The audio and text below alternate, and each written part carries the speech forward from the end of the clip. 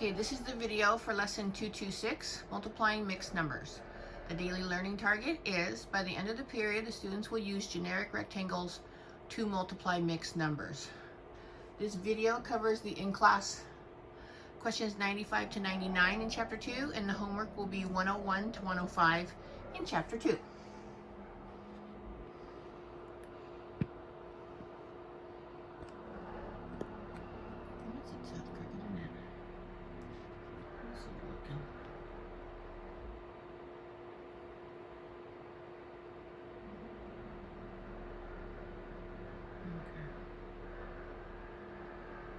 Let's just go ahead and make this video. All right, question 95. All right, so this is in class 95 to 99, the lesson 226, multiplying mixed numbers. Question 95. While working in class, Stephanie had to do the problem 3/5 times 6/7. She started to draw rectangles to solve the problem. Stephanie looked over at Avery's work and saw that Avery was way ahead of her. How do you get so far ahead of me? Why aren't you drawing rectangles for these problems? Stephanie asked. I remembered a shortcut, Audrey said. Didn't you notice that when we drew the rectangles, we got the same thing as if we had multiplied the numerators and then multiplied the denominators? I just did 3 times 6 equals 18 and 5 times 7 equals 35, and I got 18/35. It was a lot faster. So when I saw these problems, I decided I wasn't going to draw rectangles with those little pieces. So check Audrey's method using this rectangle model. Okay, so the first fraction is 3/5. So I need to divide this into fifths.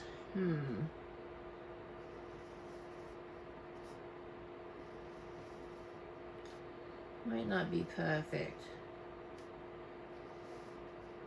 We have 5, 1, 2, 3, 4, 5.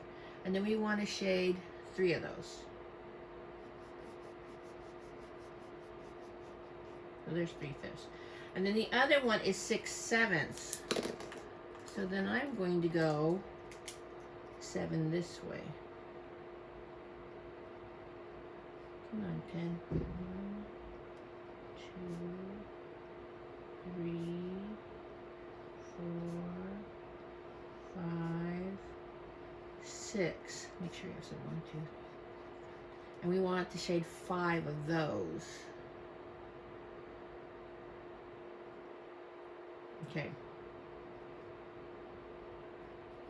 There's 1, 2, 3, 4, 5, 6.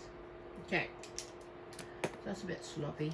All right. What information does multiplying 5 times 7 tell you about the model?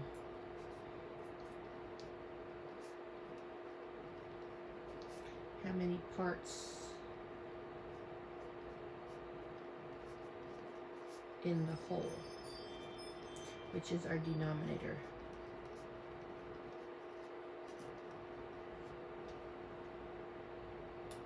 What information does multiplying 3 times 6 tell you? How many parts got double shaded? By double shading, I mean red and black. Okay. This is the numerator. All right. Next question. 96. All right. So, multiply the following pairs of fractions using rectangles or Audrey's method. Yeah, let's use Audrey's method. 5 times 7 is 35.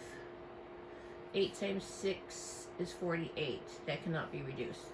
2 times 4 is 8. Oh, 13 times 5. 65. Can't be reduced. 6 times 6 is 36. 7 times 7 is 49.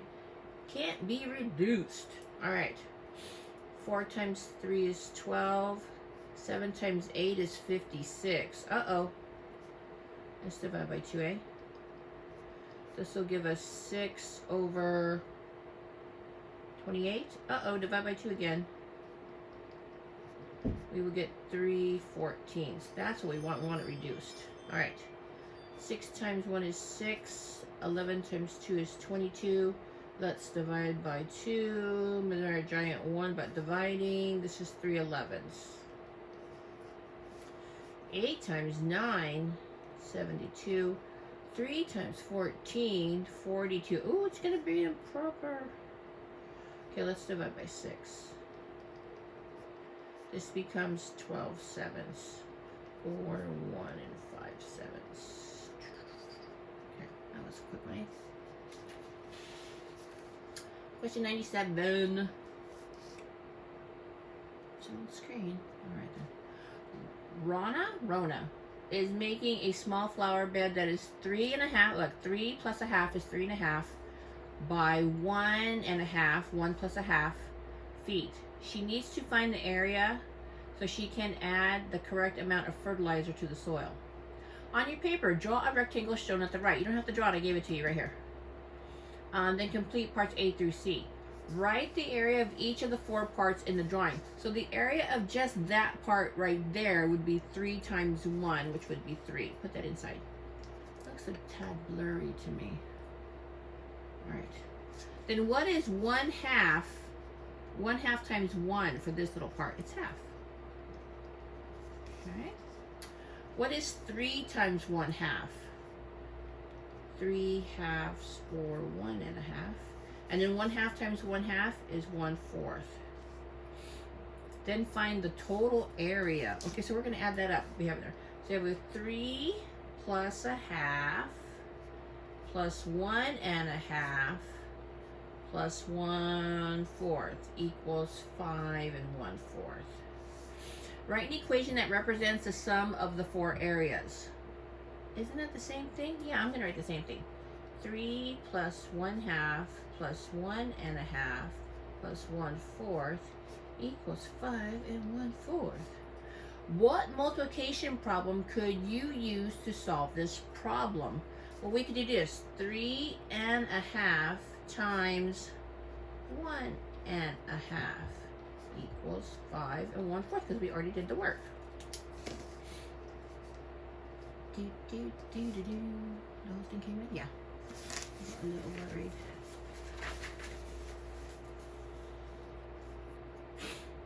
Alright, we're going to the other side. Question 98. 2 pi. Just right. Alright. Using the process shown in the previous problem, find the area of Rona's flower bed if the dimensions are now 1.5. So, oh, I didn't leave a lot of space above here. But this is supposed to be 1 plus half. I don't know why that got scooted up. And then on the side, this will be 5 plus a third. Clearly label all dimensions. Write the multiplication problem that can be used to solve this. Okay, but let's do the math inside. 5 times 1 is 5. 5 times the third? No. 1 times the third is 1/3. 5 times a half is 5 halves, or 2.5.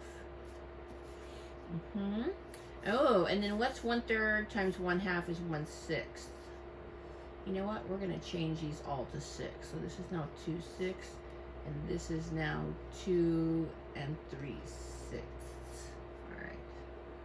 So then, right here, we've got 5 plus 2 3/6, because I made common denominators already, plus 2/6 plus 1/6.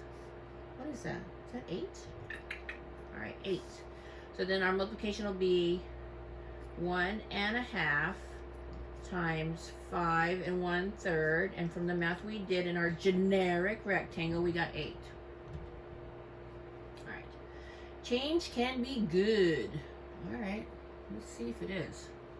As Jonique was working in class, she had to do the problem 2.5 times 3 1/4. She did not want to draw the rectangles. I don't blame her. However, she thinks she has figured out a shortcut for multiplying mixed numbers. I know I have to change mixed numbers into fractions. That will make the problem much easier, she boasted. Look at Janique's work at the right. Try Janique's shortcut on the following problem. Show each step. Okay, so let's change 3.5 into an improper fraction. So remember going like this in elementary school? What's 2 times 3? 6 plus 1. So this becomes 7 over 2 times 2 times 1 is 2 plus 1 is 3. 3 over 2. So this becomes 21 over 4. How many times will 4 go into 21? 5 and 1 left over. There's my final answer. Okay, let's change these. 3 times 1 is 3 plus 1 is 4. So this is 4/3. Times 2 times 2 is 4 plus 1 is 5. 5 over 2. What is this then? That's 20 over 6. How many times will 6 go into 20? 6 times 3 is 18. And 2, 6 left over. Uh-oh. We can reduce this to 3 1/3. There's my final answer. Okay. 3 times 1 is 3, plus 1 is 4/3. 3 times 3 is 9, plus 1 is 10/3. This is 40 over 9. Wow, how many times will 9 go into 40? 9 times 4 is 36. And 4 left over. Cool. All right. One more question.